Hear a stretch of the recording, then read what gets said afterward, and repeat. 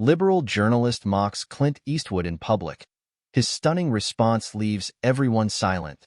The setting was a high-profile Hollywood charity gala, where celebrities, journalists, and high society figures mingled under chandeliers and the soft glow of camera flashes.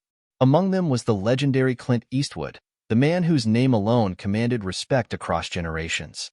Known for his rugged on-screen persona and no-nonsense attitude, Eastwood had never been one to shy away from speaking his mind. But even he was unprepared for what was about to unfold. A well-known liberal journalist, Alex Montgomery, had made a career of challenging public figures with biting commentary and sharp questions. He had long criticized Eastwood's outspoken views on politics, frequently ridiculing him in editorials and on social media. On this particular night, Montgomery saw an opportunity he couldn't resist. As Eastwood stood near the bar, enjoying a quiet moment with a glass of whiskey, Montgomery approached, microphone in hand, accompanied by a small group of amused onlookers. Cameras clicked as he launched into his attack.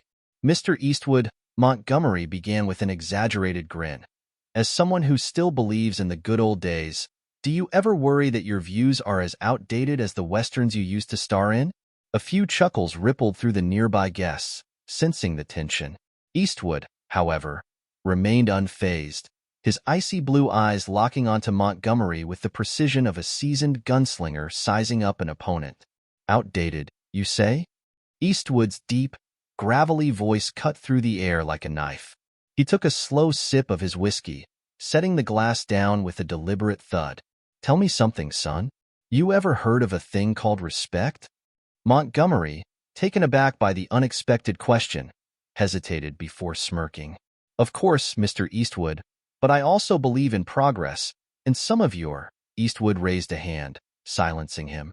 "Progress is good. But tearing people down for sport? That ain't progress. That's just noise." The room grew noticeably quieter. Some of the guests shifted uncomfortably. Eastwood leaned in slightly, his gaze never wavering. "I've lived long enough to see folks like you come and go. Loud voices, quick to judge, quicker to forget what real work, real integrity looks like. The thing is, son, words are easy, but it's actions that define a man. So, while you're busy mocking folks, ask yourself, what have you actually built?" Montgomery opened his mouth to respond, but no words came out.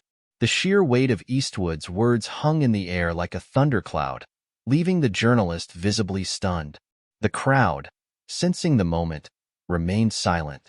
Eastwood picked up his whiskey again, took another sip, then gave a small nod before walking away, leaving Montgomery standing there, speechless, humiliated, and, for once, without a snappy comeback. The event carried on, but the moment had already become legendary. By the following morning, the exchange was viral, shared across social media and news outlets.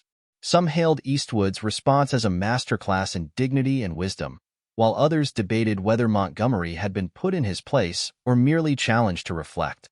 Regardless, one thing was certain. When Clint Eastwood spoke, people listened. And on that night, he reminded the world that respect and authenticity will always stand the test of time. But the story didn't end there. Later that evening, Montgomery, still reeling from the encounter, retreated to a quieter section of the gala, where an old friend and fellow journalist, Dana Reynolds, approached him. "You okay?" she asked, handing him a drink. Montgomery exhaled, running a hand through his hair. "I didn't expect that. I thought he'd fumble, get defensive, but he turned it around on me. Made me look like the fool." Reynolds sipped her wine thoughtfully. "Maybe because he's been through more than you realize. He's seen history unfold firsthand. You may not agree with him, but you have to admit, he's got a presence that commands respect." Montgomery scoffed, but deep down, he knew she was right. He had spent years calling out people in the spotlight, but few had ever silenced him so effortlessly. It wasn't just Eastwood's words. It was the way he carried himself, unshaken, steady, and composed, as if he had all the time in the world. Later that night, as Montgomery sat alone in his study, he replayed the encounter in his head. For the first time in a long while, he questioned whether he had been too quick to judge, too eager to label and dismiss. Perhaps, just perhaps, There was more to learn from the older generation than he had allowed himself to believe.